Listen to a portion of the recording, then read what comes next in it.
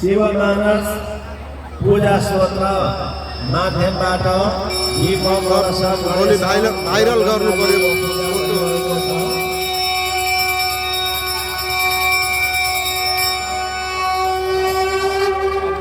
के गर्यो?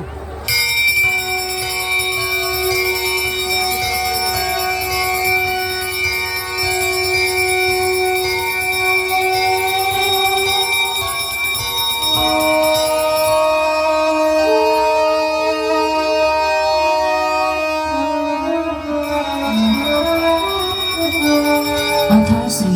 शिवमानस पूजा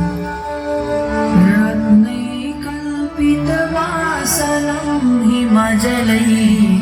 स्नानं च दिव्याम्बरं नानारत्नविभूषितं मृगमदा मोदान्वितं चन्दनं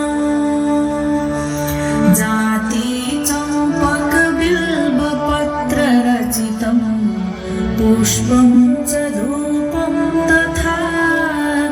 दीपं देवदयानिधे पशुपते ऋतकल्पितं गृह्यताम्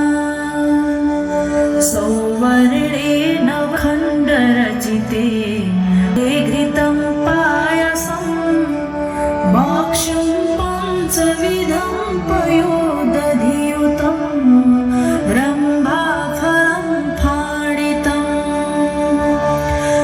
शाकानाम् अयुतं जलं रुचिकरं कर्पूरखण्डोज्ज्वलं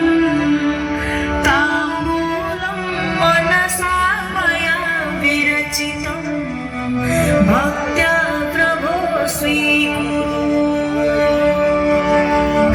छत्रं चामरयोर्युगं व्यजनके चादर्शकं निर्मलं वीणाभेरिमृदङ्गकहलकला गीतं च नृत्यं तथा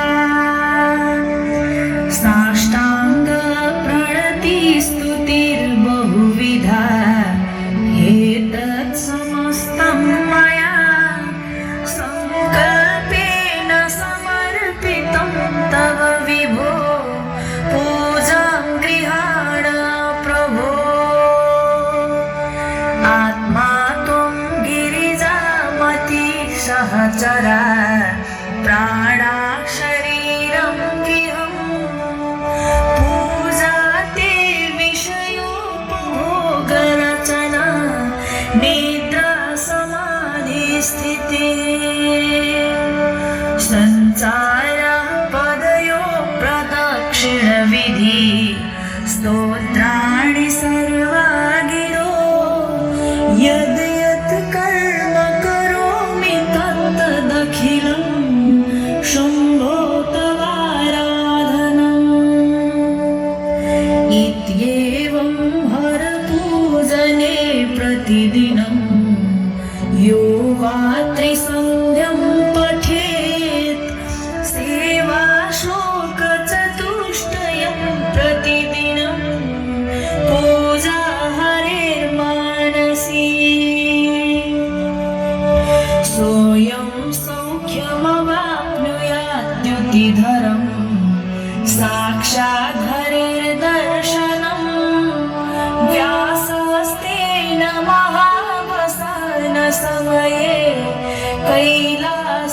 कैलासलोकङ्गतः करचरणकृतं वा कायजं कर्मजं वा श्रवणनयनजं वा मानसं वा पराधं विहितमविहितं वा सर्वमेतत् क्षमस्व